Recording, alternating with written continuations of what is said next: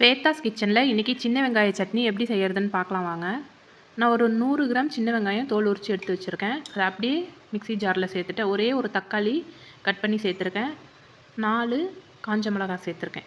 கொஞ்சம் உப்பு சேர்த்து இதை பச்சையாக தான் நம்ம அரைக்க போகிறோம். அரைச்சிட்டு பார்க்கலாம்.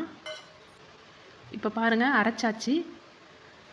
இதுக்கு வந்து காரம் கொஞ்சம் கூடுதலாக சேர்த்துக்கலாம். மிளகா இன்னும் வேணும்னாலும் சேர்த்துக்கலாம். நான் கம்மியாக தான் சேர்த்துருக்கேன். நல்லா தான் இருக்கும் காரம் சேர்த்துக்கிட்டா. இப்போ இதை ஒரு கிண்ணத்தில் நான் மாற்றிட்டேன். இதுக்கு வந்து தாளிப்பு கொடுக்கணும். கொஞ்சம் நல்லெண்ணெய் வந்து அதிகமாக ஊற்றி நிறைய நல்லெண்ணெய் சேர்த்துக்கணும். காஞ்சதும் கடுகு, உளுத்தம்பருப்பு, கருவேப்பிலை போட்டு நல்லா பொரிஞ்சதும் இந்த சட்னியில் ஊற்றி மிக்ஸ் பண்ணிக்கணும். அந்த சூடாக இருக்கிற அந்த நல்லெண்ணெய் வந்து அந்த சட்னியில் சேரும்போது நல்லாயிருக்கும் டேஸ்ட்டு. தோசை, இட்லிக்கெலாம் ரொம்பவே நல்லாயிருக்கும். இன்றைக்கி சாப்பிட்றத விட நெக்ஸ்ட் டே வந்து ஸ்டோர் பண்ணி வச்சுட்டு சாப்பிட்டா இன்னும் டேஸ்ட் அதிகமாக இருக்கும் இந்த சட்னி.